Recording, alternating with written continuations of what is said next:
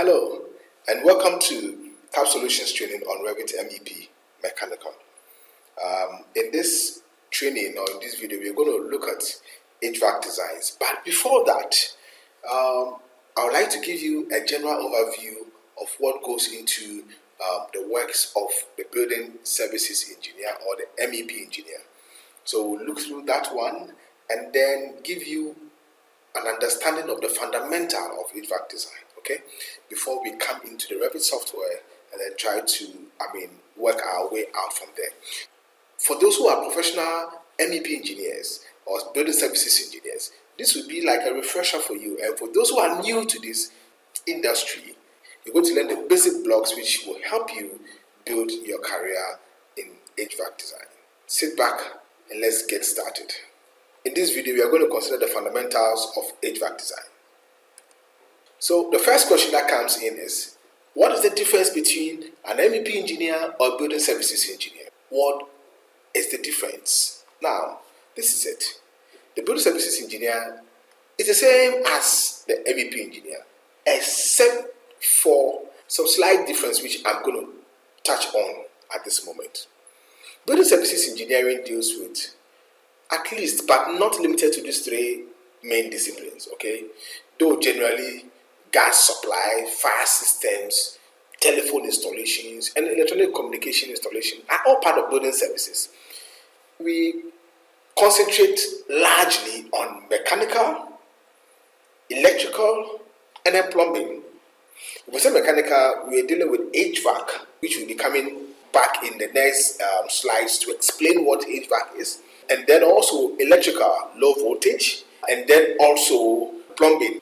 So the three main disciplines of MEP are the mechanical, electrical, and plumbing. Let's first take the mechanical. So the mechanical deals with HVAC, okay? If we say HVAC, it deals with heating systems, that's the H, ventilations, which is V, and then air conditioning system. Heating, ventilation, air conditioning system, HVAC, okay? So everything about heating is captured, ventilation is captured, air conditioning is captured, and I'll be explaining this as we move.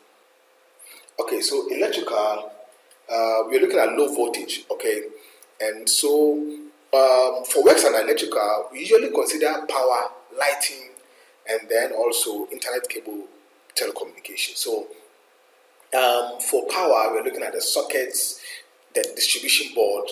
Okay, so the sockets or receptacles. Okay, in other jurisdictions we call them receptacles, and then the panel or the distribution board, your fix of transformers and all those kind of stuff.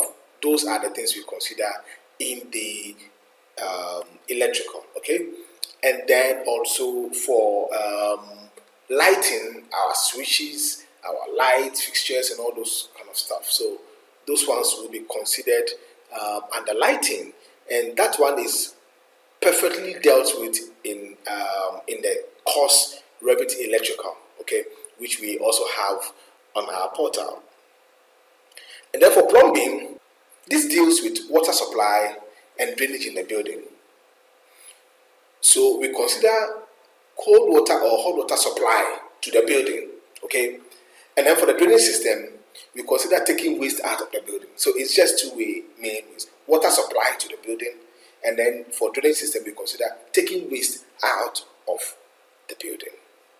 So largely, this is all that we have explained. So under the heading of mechanical, we have heating systems, ventilation systems, air conditioning systems. And then for electrical, we have power, lighting, internet cables, and communication, okay?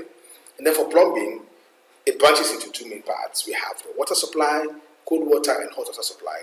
And then for drainage, we have wastewater that's taken out of the building. And then we also have the soil drainage system also featuring.